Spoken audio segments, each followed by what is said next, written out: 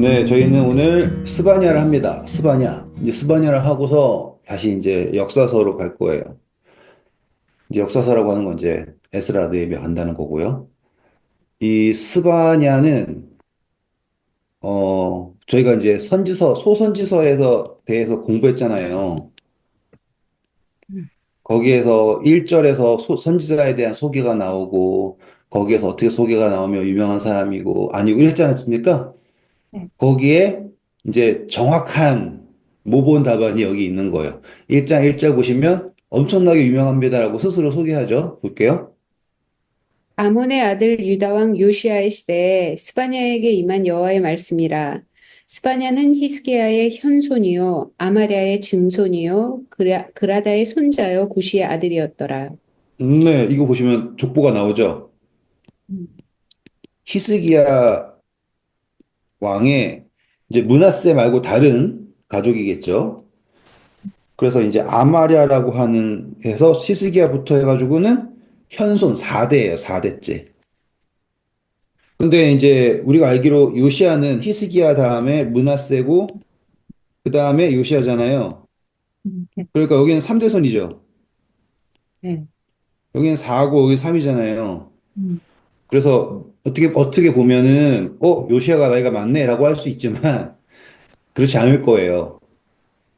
왜냐하면 므낫세는 히스기야가 낳은 유일한 아들이 아니고 므낫세는 히스기야가 죽기 전 그 하나님으로부터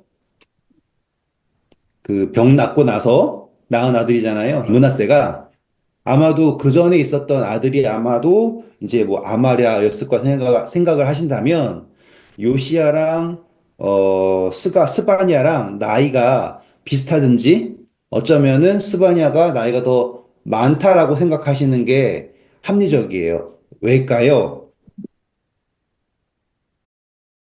왜냐하면 요시아가 몇 살에 왕이 됐어요? 어렸을 때. 대부분 그냥 8살 찍으면 돼요, 그냥. 그러니까는 요시아가 왕이 된 것이 매우 어렸기 때문에 그 시대에 이제 활약을 한 선지자라고 한다면 했을 때 이제 나이가 비슷하든지 좀 더 많던지라고 생각하는 게 합리적이에요. 제가 이걸 왜 이렇게 줄줄이 설명하냐면 다 이유가 있겠죠. 일단은 가보실게요. 역대하 34장 1절 보세요. 요시아가 왕 위에 오를 때 나이가 8세라. 네, 예루살렘에 8세 됐어요. 그리고 통치한 기간은 31년이고요. 그 다음에 몇 년째 이제 스스로 활동을 시작했냐? 3절이에요. 아직도 어렸을 때 곧 왕이 있은 지 8년에 그의 조상 다윗의 하나님을 비로소 찾고 그렇죠. 그리고서는 8절. 요시아가 왕이 있은 지 18째 해에 그 땅과 성전을 정결하게 하기 위로 그렇죠. 그러니까는 지금 이 정결하게 하는 사업이 일어나게 될 때가 메시아 즉위 18년 후예요. 저는 이제 어떤 식으로 이제 설명을 할 거냐면 스바냐라고 하는 책이 언제 어떻게 기록되어졌는가라고 하는 거를 우리가 어떻게 두고서 읽느냐에 따라서 달라지는 게 31년 동안 했지 않습니까? 그 요시아가. 그리고 정결 사업이 18년째 했어요. 그러면 이때의 기준으로 전에 활동했는가, 스바냐가 후에 활동했는가 라고 하는 기준으로 이야기가 조금 다르게 읽혀질 수 있다라는 거예요. 왜냐하면 전에 같은 경우는 누가 있어요? 바로 악한 왕의 대명사죠. 므낫세가 있어요. 그렇기 때문에 이 요시아가 왕이 되었으나 이 기준 18년이라고 하는 이 기준 전에는 누구의 영향력이 여전히 남아 있냐? 바로 므낫세의 영향력이 여전히 남아 있을 것이다라고 하는 거예요. 근데 만약에 18년 이후라고 하면 므낫세의 영향력이 많이 지워졌다라고 생각할 수 있는 거지 않습니까? 그럼 우리가 판단을 하기를 스바냐가 요시아보다 어리다라고 하면 선지자로 활동할 시기가 몇 살인 거예요, 결국에. 아시겠죠? 18살보다 어린 사람이 선지자 활동하고 있다라고 하면은 애매할 수 있는 거예요. 음, 이해하시겠죠? 뭐 할 수도 있지만. 그래서 아마도 나이가 더 이제 대수는 차이가 있겠지만 나이가 더 있을 거다라고 생각을 하고 제가 이제 읽으면서 여러분들에게 설명하는 그 관점은 요시야 시대에 므낫세의 영향력이 남아있던 초반부라고 하는 기준으로 설명을 해 드릴 거예요. 이거를 관통할 수 있지만 제 의도 이해하셨죠? 음, 뒤로도 할 수 있고 앞으로도 할 수 있고 어떻게 될지는 몰라요. 이거를 정확하게 언제 했다라고 할 수는 없으니까. 근데 중요한 것은 요시야 때에 했다라고 얘기했다라는 것.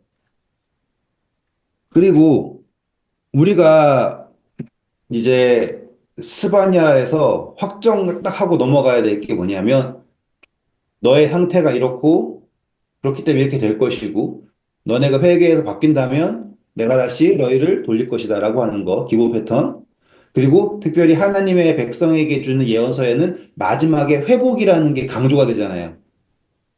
우리가 늘 공부했던 그대로예요. 지금 그게 그대로 스바냐에 나옵니다. 그러면 우리는 생각할 때, 아니, 하나님이 했던 말 또 하고 또 하고 또 할 거면 왜 이거 계속 하시냐라고 하는 생각을 할 수가 있어요. 음, 그런데 재밌는 건 뭐냐면 하나님께서는 그 시기마다 이 선지자를 보냈다라는 게 흥미로운 거예요. 내용은 같지만 시기가 나온다라는 게 그게 중요한 거예요. 그래서 이 선지서를 할 때 어떤 시대에 하나님께서 말씀하셨다. 내용은 똑같을 수 있어요. 하지만 그 시대에도 하나님께서는 말씀하셨다라고 하는 거예요. 그러면 그 같은 말을 그 시기에는 어떻게 해석했을까? 또 그 시기에는 하나님의 백성들이 어떻게 이제 자기가 옳은 길을 쫓아갔을까라고 하는 거를 여러분들이 보시는 게 이제 중요한 거겠죠. 음, 이제 학계 스가랴 말라기 여기 가는 이야기는 또 다른 이야기예요, 조금은. 음, 그런데 이 스바냐까지는 우리가 공부해왔던 그 소선지서 패턴이 그대로 적용이 되고 어쩌면 제일 하나의 케이스로 잘 드러난 게 이 스바냐서일 거예요. 그러면 이제 처음에 1장에는 당연히 너희들의 상태가 이러하다라는 걸 설명하겠죠. 네. 한번 가볼게요. 2절부터 읽어볼까요? 여호와께서 이르시되 내가 땅 위에서 모든 것을 진멸하리라. 내가 사람과 짐승을 진멸하고 공중의 새와 바다의 고기와 거치게 하는 것과 악인들을 아울러 진멸할 것이라. 내가 네, 사람 그러면 왜 그래야 될까요? 라고 얘기했죠. 가볼게요. 내가 사람을 땅 위에서 멸절하리라. 나 여호와의 말이니라. 내가 유다와 예루살렘의 모든 주민들 위에 손을 펴서 남아있는 바알을 그곳에서 멸절하며 그마림이란 이름과 및 그 제사장들을 아울러 멸절하며 또 지붕에서 하늘의 별에게 경배하는 자들과 경배하며 여호와께 맹세하면서 말감을 가리켜 맹세하는 자들과 여호와를 배반하고 따르지 아니하는 자들과 여호와를 찾지도 아니하며 구하지도 아니한 자들을 멸절하리라. 네, 그 땅에 심판이 있는 이유는 무엇인가라고 하면 이제 이방신의 제사장 그마림 이런 것들은 그냥 그 사람들을 통칭하는 명칭이에요. 제사장에 대해서 뭐 우리 무슬림 같은 건 이맘이라 그러고 다르게 부르는 게 있지 않습니까? 지금 하나님 백성 안에 다른 이방의 신을 섬기는 것이 가득한 거예요. 그래서 요거 어떤 거냐면 이 하나님의 백성들이 유다라고 할게요.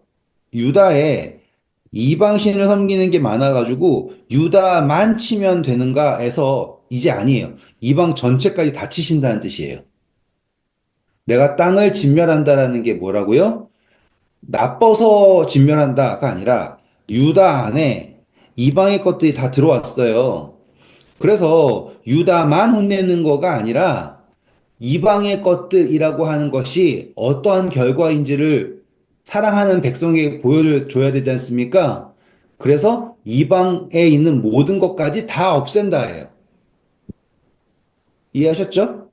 네. 그럼 이걸 우상을 바꿔 적을게요. 그러면 우상과 우상 숭배에 연결된 모든 것을 지우겠다라고 설명하시는 거죠. 넘어갈게요. 다음. 주 여호와 앞에서 잠잠할지어다. 이는 여호와의 날이 가까웠으므로 여호와께서 희생을 준비하고 그가 청할 자들을 구별하셨음이니라. 여- 지금 여기서 보면은 이제 땅을 진멸하고 하나님께 등을 돌리고 하나님을 배반한 사람들을 다 멸절할 거다라고 얘기하면서 어떤 단어가 나왔냐면 여호와의 날 나왔죠? 여호와의 날이라는 게 나왔는데 거기에서 각 그 표현이 뭐냐면 희생물이라고 나오죠. 제물. 그다음 그 읽어볼게요.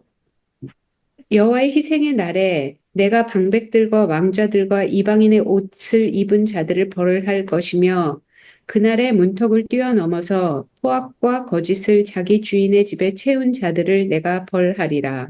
지금 보시니까 여호와의 날에는 들이 제물이 준비되어 있는데 그때 이루어지는 게 이방과 관련된 모든 것들 그리고 고관들에 대하여서 지도자들에 대한 이렇게 처벌이 이루어지고 있어요. 그러면서 10절부터 이제 이름들이 이제 지명들이 등장하고요. 어떤 표현들이 나오거든요. 근데 이것들은 뭐냐면 사람들이 의뢰하고 자랑스러워하던 것들이라 생각하시면 돼요. 모르면 일단 읽어볼게요. 나 여호와가 말하노라. 그날에 어문에서 부르짖는 소리가 제2구역에서 울음소리가 작은 산들에서 무너지는 소리가 일어나리라. 막데스 주민들아 너희는 슬피 울라. 가나안 백성이 다 패망하고 은을 거래하는 자들이 끊어졌습니다. 그때 내가 예루살렘에서 찌꺼기 같이 가라앉아서 마음속에 스스로 이르기를 여호와께서는 복도 내리지 아니하시며 화도 내리지 아니하시리라 하는 자를 등불로 두루 찾아 벌하리니 그들의 재물이 노략되며 그들의 집이 황폐할 것이라 그들이 집을 건축하나 거기에 살지 못하며 포도원을 가꾸나 그 포도주를 마시지 못하리라. 근데 지금 보시면 사람들이 의뢰하던 어떤 거예요, 다들 이게. 그리고 이거 보시면 이방과 연결되어 있는 거네요. 그쵸? 막베스라고 하는 거 보니까. 그러면 우리 문화세 때 있었던 거 생각해 보면 사람들이 다 우상숭배에 빠졌잖아요. 문화세가 열정적으로. 그래서 지금 이 스바냐는 그 연결고리에 대하여서 이렇게 설명할게 다시. 우리가 하박국에서 하나님께서 더 큰 악으로 악을 심판하는 장면을 이해했잖아요, 우리가. 그렇죠? 그런데 우리가 더 큰 악과 악을 심판한다라고 하는 거에서 놓치지 말아야 될 거는 내가 추구하고 있던 악이 있어요. 그 악은 뭐냐면 더 큰 악은 아니야. 근데 내가 추구하고 있던 악은 있어. 그러니까 나는 저거처럼 되고 싶었어. 라고 하는 것들 있죠. 지금 그것들을 스바냐는 연결시켜 주는 거예요. 이렇게, 이렇게. 원래 예루살렘에서 제일 좋아야 되는 문은 뭐 아름다운 미문이라든지 뭐 양의 문이라든지 이렇게 왕의 문이라든지 이런 중요한 문들이 있지 않습니까? 근데 물고기 문은 뭐고 또 둘째 문은 뭐고 우리가 잘 몰라요, 정확하게. 왜냐하면은 이거는 무너져 버린 성전의 기록이고, 하지만 우리가 알 수 있는 거는 원래 중요했던 문은 아닐 거라는 거예요.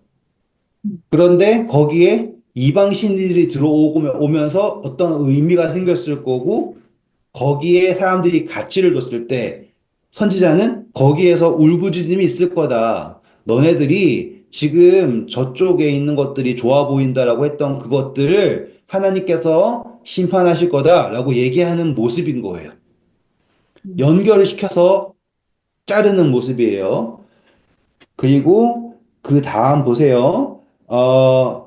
12절에 보시면 하나님을 어떻게 이해하고 있는 거예요? 복도 안 주지만 우리를 화도 안 내. 네, 네, 네. 하나님에 대해서 마치 벙어리의 장님의 아무것도 안 하는 존재로 만든 거야. 요거가 오늘 저희가 딱 짚고 넘어가야 될 거예요. 여호와의 날은 꼭 설명할 거니까 납두고 우리가 이제 신앙하는 사람들의 입장에서 설명할게요.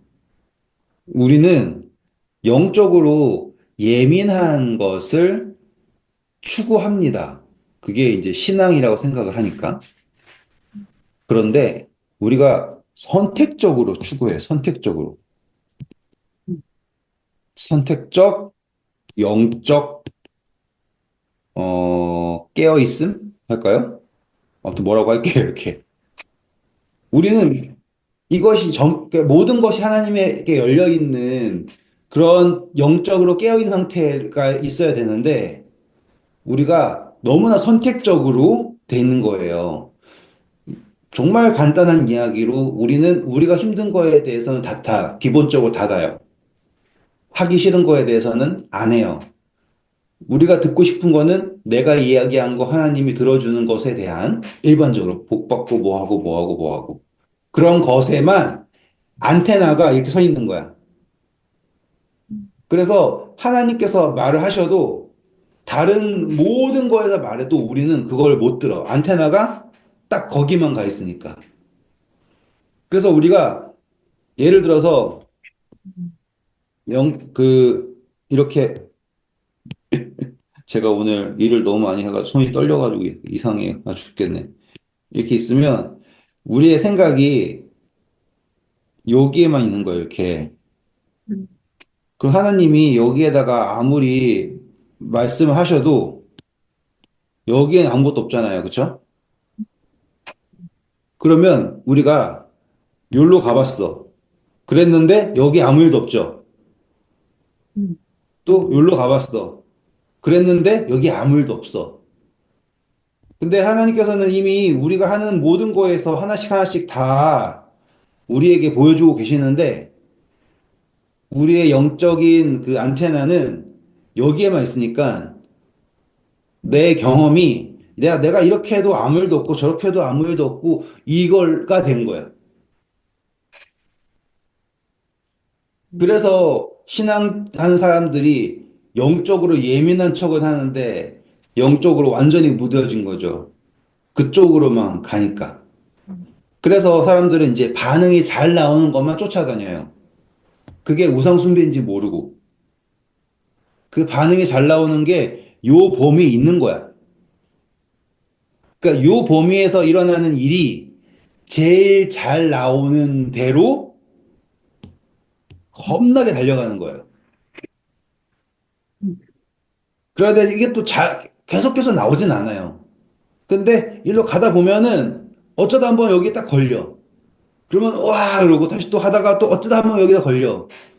그러면은 이제 어떤 식으로 이제 사람들이 간증을 하냐면 내가 이거를 뭐 예를 들어 뭐 새벽 기도든지 뭐든지 하면 좀 좋아하는 것들 있잖아요. 그거를 20년 동안 했더니 뭐 몇 년 동안 했더니 이렇게 됐다라고 하는 여기에 걸린 거 하나를 가지고서는 영적인 걸로 막 연결시키는 거야. 영적인 건 하나님께서 매 순간 매 초마다 그것을 주시는 건데 거기에 나타나는 것만 바라보는 거죠. 그러면 요게 나타나기를 원하니까 교회는 돈 많은 사람들 쫓아다니는 거야. 왜냐면 목표가 11금이니까. 또는 뭐 하면 침례자가 많이 나올까 하다 보니까는 이제 좀 뭐 선물 주면 침례 받겠다고 하시는 분들한테 찾아가는 거야.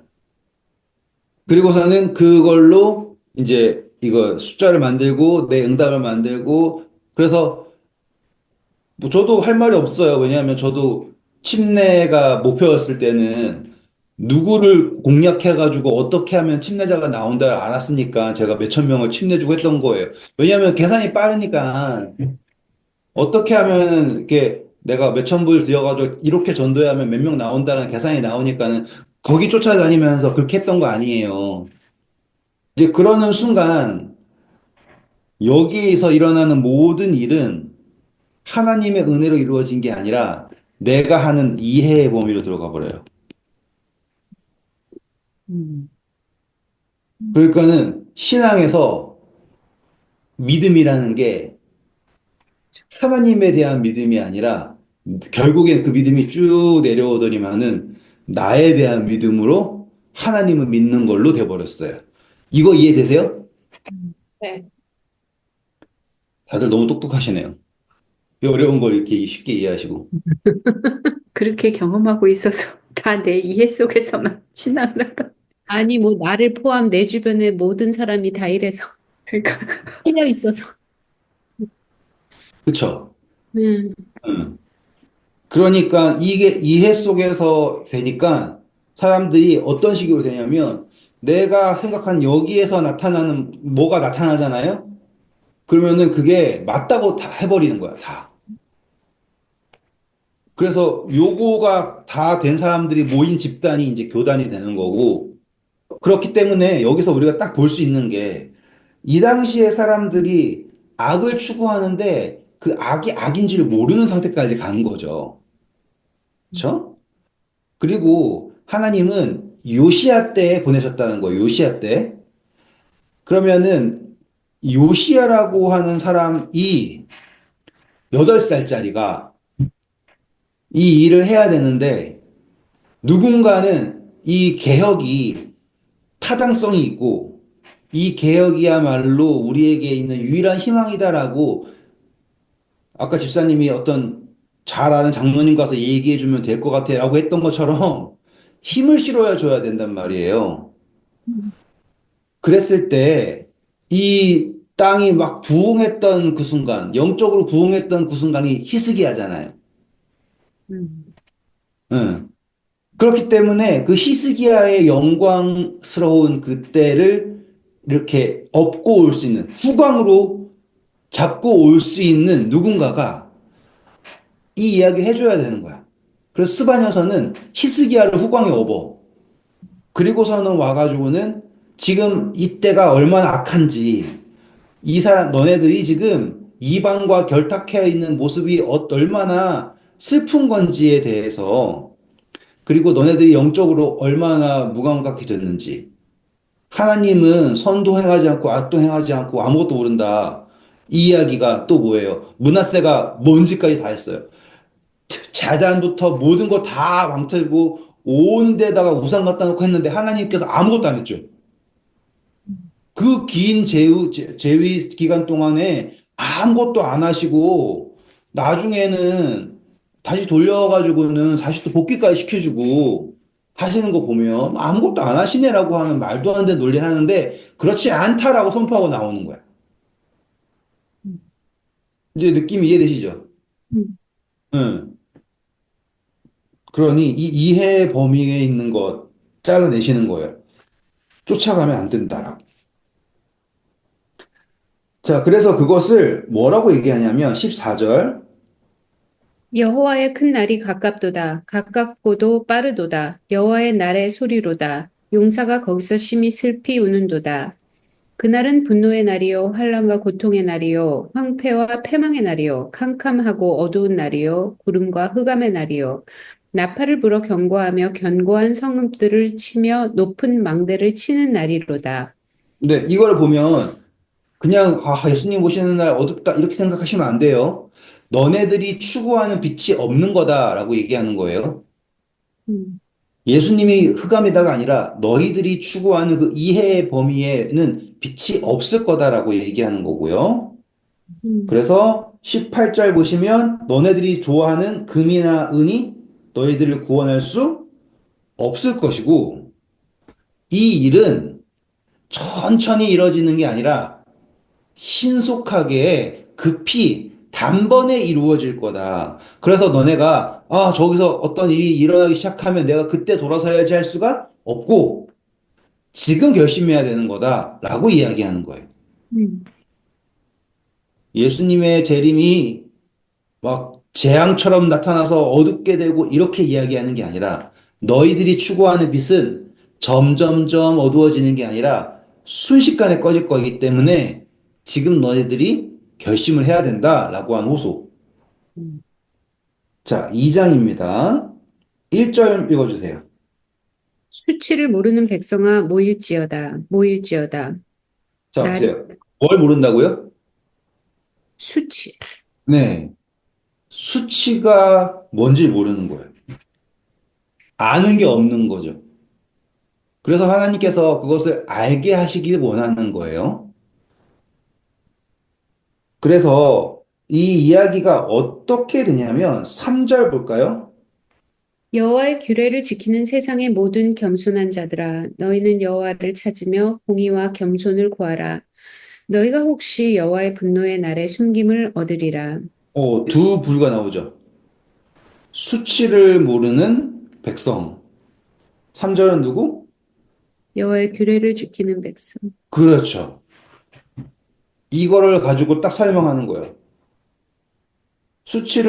무엇이 죄인지를 모르는 백성아, 모여서 너네가 어떤 심판을 받을지 깨달아라. 하나님을 경외하는 백성아, 하나님의 법을 지키고 은혜를 구해. 이렇게 딱 양쪽으로 비교를 해서 먼저 선포를 합니다. 그리고서는 4절부터 나오는 모든 이야기가 보면 주변 나라들이에요. 그래서 읽지 않을 거예요. 4절부터 보시면 주변 나라들 나오죠. 네. 가자, 에그론, 블레셋이겠죠, 그쵸? 그 다음에 가나안 사람들에 대한 것, 이런 식으로 모압에 대한 것, 암몬에 대한 것, 그래서 계속 얘기하고 있는 거예요, 지금. 이 주변 사람들을 유다가, 므낫세가 따라가면서 흉내내면서 어떻게 하면은 하면서 했지 않습니까? 거기에 대해서 하나씩 다 찝고 있는 거예요. 자, 그러면서 이제 9절 볼게요. 그러므로 만군의 여호와 이스라엘의 하나님이 말하노라. 내가 나의 삶을 두고 맹세하노니 장차 감사합니다. 여기서 보시면 하나님이 맹세를 하네요. 하나님이 자신을 두고서 맹세하십니다. 왜 그러냐라고 한다면 이들의 멸망함이 하나님께서 정말로 이루실 것이다라고 하는 거를 언약하시는 거거든요. 스스로에게. 정말 그럴 거야라고 이야기하는 건데 왜 그러냐면 이거는 자 이것도 앞선 거랑 똑같은 설명이에요. 그 어떤 분이 저한테 이렇게 얘기하셨어요. 아, 이럴 줄 알았으면 침례받지 말걸. 이럴 줄 알았으면 교인 되지 말걸. 라고 하시는 분들이 있어요. 그 이야기는 뭐냐면 내가 교인 되고 나서 망했다. 혹은 뭐 교인 되고 났는데 사람들이 나한테 잘 안 해주고 해서 나는 상처받고 힘들어서 나는 차라리 교회를 안 다녔더라면 더 좋았을 거다라고 생각하시는 분들이 있어요. 신앙한 것에 대해서 후회하시는 분들. 그러면 그런 분들에 대해서 우리는 어떤 분들은 이제 싸구려 위로를 하시죠. 아, 이거는 사단이 핍박하는 거니까 지금 잘하고 계셔서 핍박받는 겁니다. 라고 하는 분들. 또는 교회에서 상처받은 분들에게는 그런 분들한테는 이렇게 얘기하죠. 아, 뭐 사람들이 다 하나님일 수도 없는 거고 뭐 이런 식으로 하고서 둘러 얘기하잖아요. 그런데 여기에서 이 하나님께서 이방에 대해서 멸망시킬 거다라고서 맹세하시는 거에는 어떤 식이냐면 룻기 보면 어떻게 했어요? 여기에 가뭄이 드니까 사람들이 딴 데로 갔죠. 맞아요? 내가 여기 있어야 될 이유가 없는 거야. 만약에 이 땅이 멸망한다, 재앙 맞는다 얘기해요. 좋아요. 그럼 나는 다른 데 갈게요. 예, 이렇게 생각할 수 있잖아요. 내가 여기 있는 거에 대해서 후회할 수도 있고 있으니까 난 딴 데 가면 될 거 아닙니까? 라고 하는 거잖아요. 그런데 하나님께서 말씀하시는 게 뭐냐면 너가 추구하던 것들이 어디에 있던 간에 내가 다 멸절시킬 거다라고 하는 거를 말하고 있는 거예요. 그러면서 이것에 대해서 확률처럼 여기에서는 괜찮고 저기에서는 안 괜찮고 이런 식이 아니라 하나님께서는 내가 나를 두고 나의 삶을 두고 나의 생명을 두고 맹세하는데 이 심판은 분명히 이루어질 거야 라고 얘기해요. 그러면 이 이야기가 어떻게 되냐면 내가 여기 있어서 받는가 저기 있어서 받는 게 아니라 이제는 나예요. 내가 무엇을 추구하는가라고 하는 거에 대한 이제 거기서 대안이에요. 찍고 가볼게요. 이제 10절. 그들이 이런 일을 당할 것은 그들이 만군의 여호와의 백성에 대하여 교만하여졌음이니라. 여호와가 그들에게 두렵게 되어서 세상의 모든 신을 쇠약하게 하리니 이방의 모든 해변 사람들이 각각 자기 처소에서 여호와를 경배하리라. 오, 여기 보시죠. 이유가 뭐라고 하냐면 교만 때문이라고 그러죠. 누구에 대해서 교만하다고 나와요? 여호와의 백성에 대해서. 어, 그러면은 막 나쁜 것 같진 않지 않아요? 자, 킹제임스로 한번 읽어볼게요. 그들이 자기의 교만으로 인해 이런 일을 당하리니 이는 그들이 만군의 주의 백성을 대적하고 모욕하며 자기 자신을 크게 하였습니다. 음, 그러니까는 이 교만의 문제가 뭐냐면 자기를 높였어요. 그리고 그 자기를 높였는데 어떻게 높였냐면 이게 중요합니다. 하나님의 백성에 비해서 내가 낫다라고 얘기한 높은 거죠. 그렇죠? 하나님의 백성보다 내가 낫다라고 높이는 교만이에요. 이거는 요즘에서 뭐 기본적으로 많이 들어보셨던 뭐 개독교 뭐 이런 거라든지 여러 가지 뭐 교인인데 왜 그러냐 차라리 뭐 하는 게 낫겠다 이런 식으로 하지 않습니까?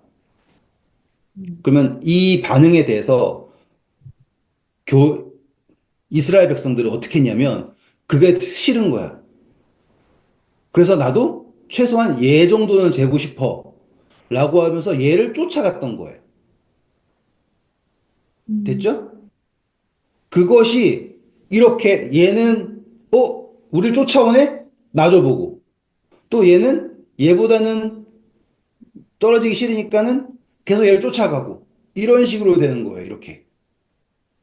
그러면서 하나님의 백성 유다라고 할게요. 그냥 유다가 이방에 대하여서 계속 쫓아가는데 이방이 교만한 거는 원래는 하나님께서는 유다 백성이 하나님을 믿고 이렇게 하면은 그것이 복음이 돼서 전파가 되는 거였잖아요. 그래서 솔로몬이 있을 때는 백성들이 와가지고는 하나님께 경배하고 막 그랬지 않습니까? 근데 이제는 어떻게 됐냐면 이방이 올라가면서 이방이 유다를 내려본 거야. 그랬더니 유다가 나는 이방처럼 되고 싶어 라고서 이방을 쫓아가고 있어. 그러면 이 순환에서는 이방 사람이 유다를 통하여서 하나님을 볼 수 있어요? 없겠죠. 그래서 하나님이 유다를 깨우치시기를 원해요. 그래서 유다를 쳐요. 그러면 이방의 교만이 사라져요? 또 그쵸? 이거 이해하셨어요? 그래서 하나님이 유다를 쳐서 끝내는 게 아니라 이방의 교만도 끝을 내야지 돼요. 그런데 여기서 문제가 뭐냐면 이방을 쳐요. 그냥. 그러면 유다는 깨달아요? 교만이요? 안 깨달아요. 지금 이게 딜레마인 거야. 아시겠죠? 이게 딜레마인 거예요. 그래서 만약에 하나 유다를 친다 그러잖아요. 그럼 유다 사람들은 이방으로 가버릴 거라고 생각해요. 왜냐면 그러니까는 예수천당 불신 지옥 할 때 난 지옥이 싫어서 교회 다니는 거예요라고 하는 거 똑같은 거예요. 유다를 친다 그래요? 그럼 나는 이방에 갈 거예요. 라고 하는 거. 그럼 만약에 하나님이 이방을 친다 그래요? 그럼 유다는 깨달을 수가 없어요. 이해됐죠? 이 딜레마. 근데 만약에 이걸 하나님이 쳐요. 그러면 하나님께서 얻을 수 있는 게 아무것도 없어요. 그렇죠? 그래서 하나님이 더 큰 악이라고 하는 바벨론을 데리고 와서 혹은 아수르를 데리고 와서 이 일을 하시는 행동인 거예요. 이해되시죠?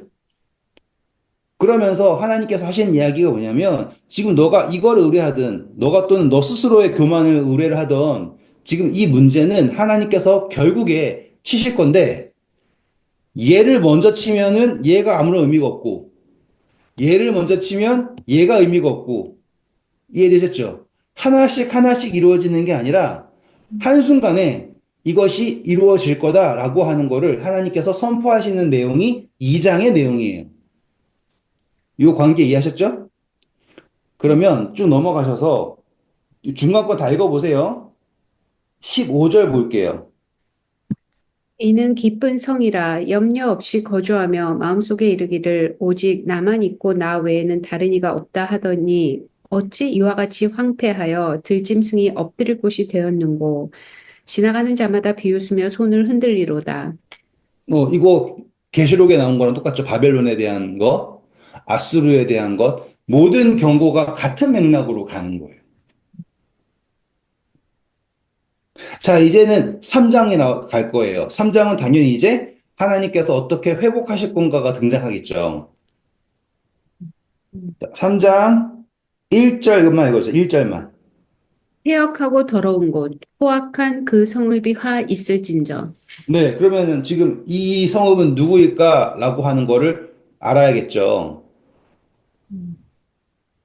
근데 지금 우리가 2장을 쭉 읽어보면 마치, 에티오피아가 이렇고, 구스가 저렇고, 뭐, 아시리아가, 니누에가, 막 이런 이야기가 나오는 거 보면 독자 입장에서, 어우, 저 악한 나라들 다 멸망해야지, 그렇지라고 얘기할 수 있는데, 3장에 들어와서 보면 패역한 도시, 성읍, 과연 어디일까라고 하면 그게 돼서 읽어볼게요. 그가 명령을 듣지 아니하며 교훈을 받지 아니하며 여호와를 의뢰하지 아니하며 자기 하나님에게 가까이 나아가지 아니하였도다. 누굴 것 같아요? 계속 갈게요. 그 가운데 방백들은 부르짖는 사자요 그의 재판장들은 이튿날까지 남겨두는 것이 없는 저녁일이요 그의 선지자들은 경솔하고 간사한 사람들이요 그의 제사장들은 성소를 더럽히고 율법을 범하였도다. 그 가운데 계시는 여호와는 의로우사 불의를 행하지 아니하시고 아침마다 빠짐없이 자기의 공의를 비추시거늘 불의한 자는 수치를 알지 못하는도다. 감사합니다. 지금 보니까 이 이야기가 정확하게 누구라고 말하진 않았지만 하나님께서 함께 계시는 백성이니까 예루살렘으로 가는 거예요, 이게 지금. 이따가 정확하게 나오겠지만. 그런데 아까 마지막에 수치를 알지 못하는 거 나왔죠? 응. 근데 아까 거기에 어디 2장에서도 똑같은 말 나오지 않았어요? 네, 이장입니다. 수치를 알지 못하는 백성. 2장 1절. 지금 이방이 그런 줄 알았는데 보니까 정작 하나님의 백성들, 근데 하나님의 백성들은 아침마다 하나님께서 모든 걸 보여주고 계심에도 불구하고 이 사람들이 수치를 알지 못하는 백성이다라고 말하는 거예요. 그러니까 이게 구조적으로 딱 보이시죠? 그런 다음에 쭉 넘어가셔서 8절 읽어볼게요. 나 여호와가 말하노라. 그러므로 내가 일어나 벌할 때까지 너희는 나를 기다리라. 내가 뜻을 정하고 나의 분노와 모든 진노를 쏟으려고 여러 나라를 소집하며 왕국들을 모으리라. 온 땅이 나의 질투의 불에 소멸되리라. 네, 그러면서 아까 수치를 모르는 백성들아라고 했던 것, 그 다음에 2장의 3절에서 하나님의 계명을 따르는 사람들 나왔지 않습니까? 네, 기억나세요? 2장 3절? 네, 여호와 네. 지키는 자. 그래서 지금 8절 보니까 자, 진노의 날이 있는데 너희들이 뭐 하라고 한 거예요? 기다려라 라고 얘기했어요. 그러면 9절.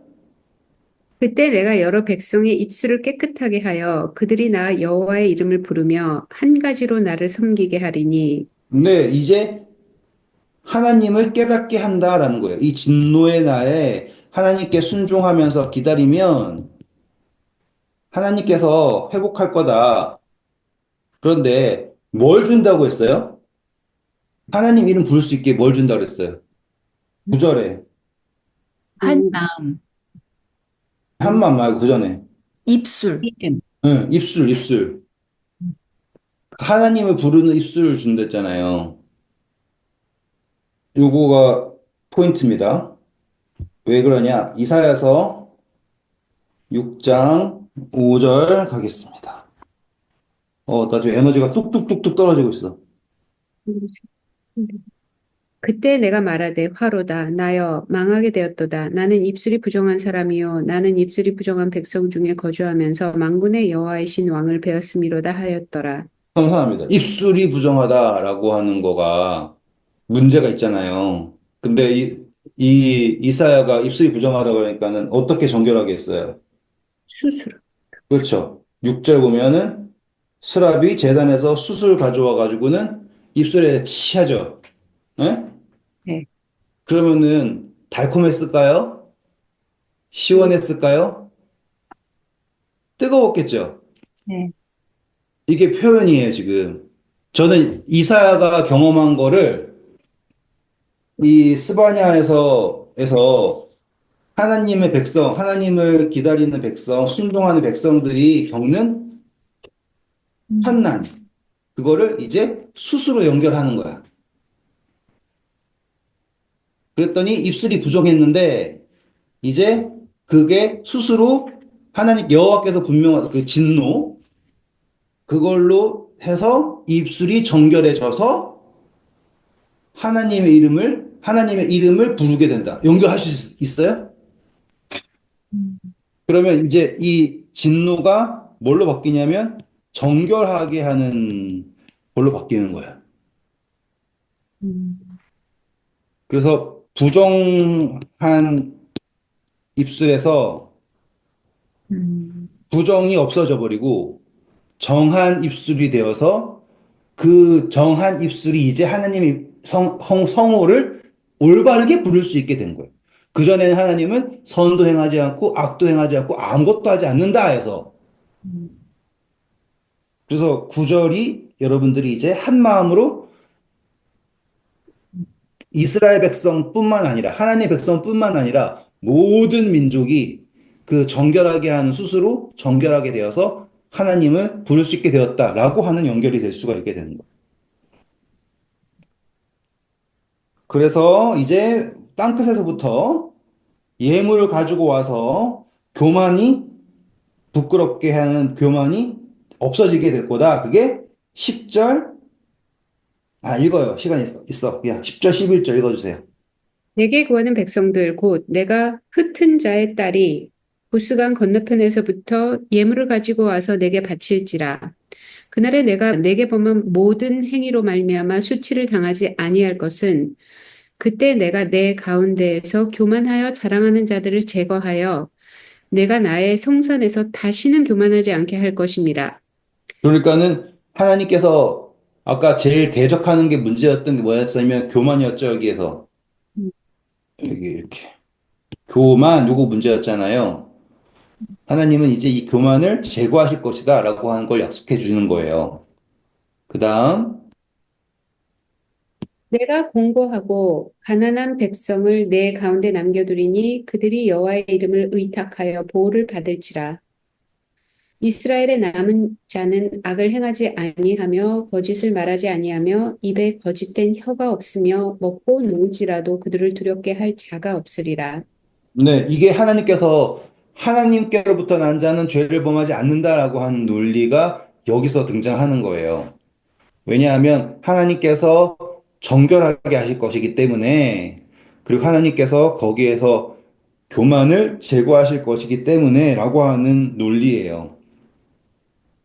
자, 여기까지 딱 자르고 우리가 뭘 해야 되냐면 요시야 때의 그 개혁이 이루어질 수 있었던 것은 제가 이해하는 바로는 스바냐의 이 외침이 영향을 미친 거예요. 그리고 이때의 스바냐의 외침이 이게 뭐라고 할까요? 좀 효과가 있었던 것이 무엇이냐라고 할 때 아수르의 멸망이 있죠. 원래는 그 당시에는 아수르가 짱짱하다가 바벨론이 치고 올라와 가지고는 이제 막 멸망시키고 하는 그 광경이 아닙니까? 근데 스바냐가 얘기할 때 니누에 멸하고 뭐 아수르 얘기하고 막 구스 뭐 얘기하잖아요. 막 이렇게. 근데 그 멸망이 현실화가 되고 있던 장면이었기 때문에 지금 이 예언은 마치 어떤 느낌이었냐면 말했는데 얼마 지 않아서 막 난리가 일어나고 있는 그러한 적용이었던 것 같아요. 또한 스바냐가 이야기를 했고 이러한 성취가 막 빵빵빵빵 터지고 있을 때 요시아가 개혁을 막 하면 그 개혁이 이렇게 탄력을 받고 이렇게 이야기가 진행이 될 수 있었던 거죠. 그리고 그 당시에는 므낫세의 영향력이 있었었는데 그 사람들이 하나님을 믿는 건지 이방신 믿는 건지도 모르는 그 상태에서 스바냐가 깨닫게 하고 너네들이 따르고 있던 이방들이 멸망하는 걸 봐라 라고 하는 것이 이렇게 선포가 되는 그 시점을 말하고 있는 거예요. 그리고 이제 아름다운 이야기예요. 이제 14절부터 쭉 읽으면 됩니다. 시온에 따라 노래할지어다. 이스라엘아 기쁘게 부를지어다. 예루살렘 따라 전심으로 기뻐하며 즐거워할지어다. 여호와가 내 형벌을 제거하였고 내 원수를 쫓아냈으며 이스라엘 왕 여호와가 내 가운데 계시니 내가 다시는 화를 당할까 두려워하지 아니할 것이라. 그날에 사람이 예루살렘에 이르기를 두려워하지 말라. 시온아 내 손을 늘어뜨리지 말라. 너희 하나님 여호와가 너희 가운데 계시니 그는 구원을 베푸실 전능자이시라. 그가 너로 말미암아 기쁨을 이기지 못하시며 너를 잠잠히 사랑하시며 너로 말미암아 즐거이 부르며 기뻐하시리라 하리라. 네, 다 아시는 이야기죠? 노래도 있고요. 아름다운 이야기. 요 패턴이 그대로 이사야서에 나온 것도 아시죠? 비슷한 거 읽어보셨을 거예요. 한번 가서 볼까요, 일단? 이사야서 35장 3절, 4절. 너희는 약한 손을 강하게 하며 떨리는 무릎을 굳게 하며 겁내는 자들에게 이르기를 굳세어라 두려워하지 말라 보라 너희 하나님이 오사 보복하시며 갚아주실 것이라 하나님이 오사 너희를 구하시리라 하라. 그때 네, 지금 누가 하나님께서 구원하신다라는 표현 나왔어요. 아까도 예루살렘한테 두려워하지 말라, 강하게 해라 했잖아요. 이사야서 62장 갈게요. 62장 5절. 마치 청년이 처녀와 결혼함 같이 내 아들들이 너를 취하겠고 신랑이 신부를 기뻐함 같이 내 하나님이 너를 기뻐하시리라. 네, 아까 너로 인하여 기쁨을 이기지 못한다라는 표현. 하나님께서 강하게 하실 거고, 구원하실 거고, 회복하실 거고, 뭐, 또 많아요. 이사야서에 나와 있는 것들 대부분이 뭐 산에 올라가서 봐라, 열 땅끝에서부터 와서 사람들이 찬양을 할 거고, 뭐 거룩한 시온에 모여서 뭐 이런 식의 표현 있지 않습니까? 이게 회복에 대한 표현 중에서 가장 정수가 뭐냐면 하나님께서 너로 인하여서 기쁨을 이기지 못한다. 이 표현이 너를 기뻐하신다. 그전에는 멸망의 성읍, 가증한 성읍 막 이렇게 했는데 결국에 하나님께서 회복하셨을 때 너희를 기뻐하시고 너를 회복하시고 너를 사랑하실 것이고 라고 하는 것. 근데 거기에 이사야서에서는 신랑이라 나왔잖아요. 그쵸? 그리고 스바냐에서는 뭐라고 그랬어요? 너의 가운데 계시는데 구원하시고 기뻐하고 뭐란다 했어요?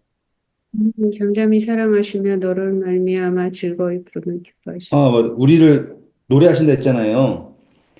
계시록에 보면은 예수님과 교회에 대한 것을 신부와 신랑으로 표현을 했고, 그리고 그 관계에 대해서 우리가 예전에 했나 모르겠지만 아가서 잠깐 했었지 않습니까?